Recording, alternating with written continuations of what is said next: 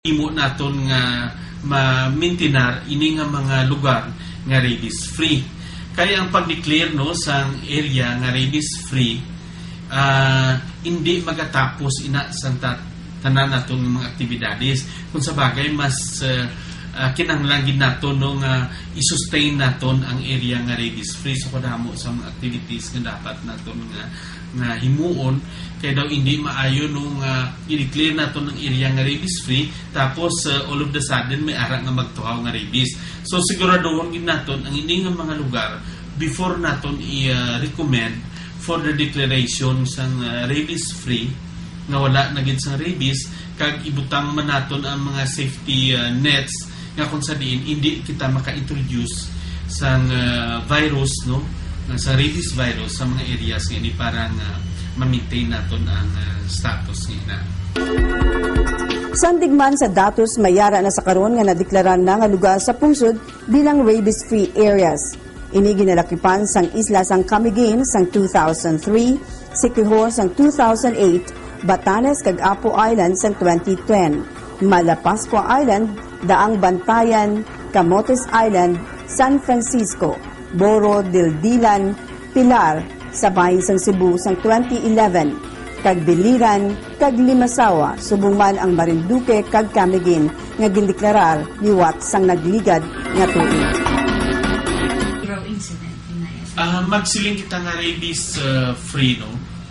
Butang balon wala gid sang rabies sa lugar na both animals kag sa human.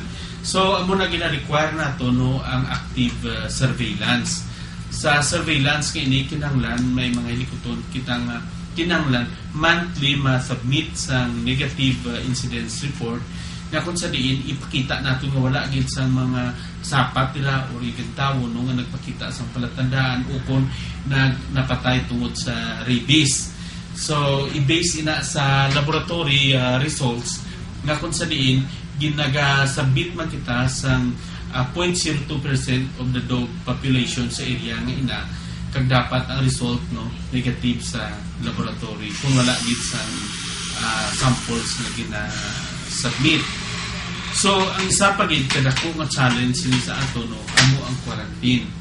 Nga kung sa diin once nga ma-declare ang rabies ang area nga rabies free wala sang ido nga magsulod dira nga wala na bakunahan sa rabies no at least 2 weeks before sang shipment or ang iya nga vaccination no within the year na kaagi sa bakuna nga wala pa pala mag-expire.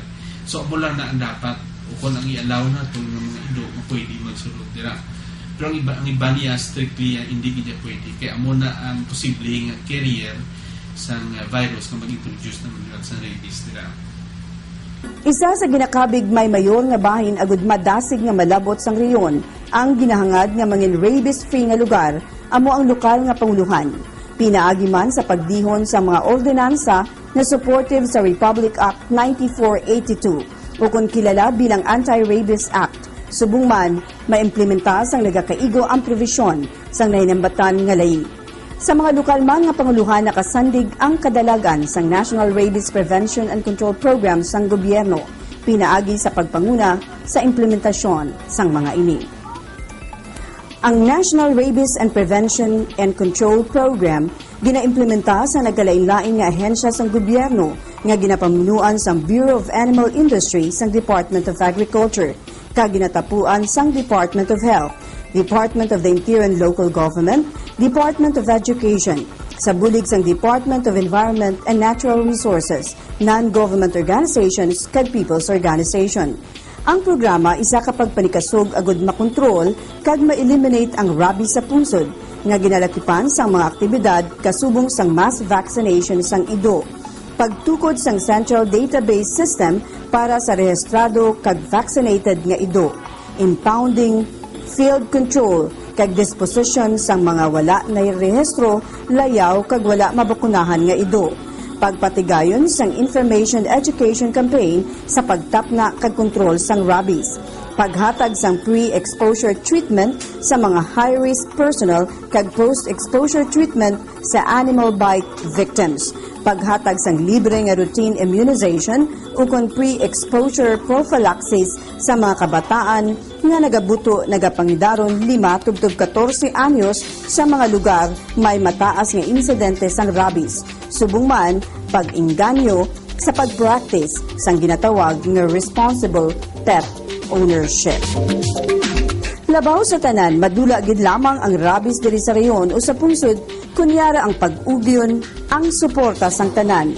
Kalakip na diri ang mga non-government organizations sa ila padayon nga pagbulig sa information education campaign, pagpatigayon sang pagbakuna kag iban pa nga hilikuton kaangot sa implementasyon sang programa.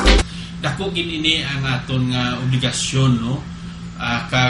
Kung hindi kita magsuportar, hindi gid naton makuha ang aton ginahandom nga rabies-free Visayas.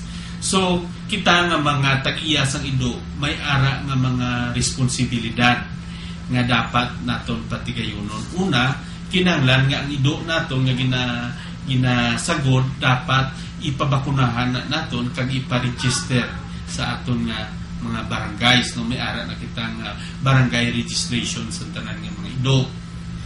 Ikaduha, kinahanglan nga ang ido naton dapat tagaan man naton sang nagakaigo nga pag-atipan, no? Ipakaunon man naton, paimnon man naton, no? Kung anong iyang mga kinahanglanon, may ara siya nga tululugan man dira, no?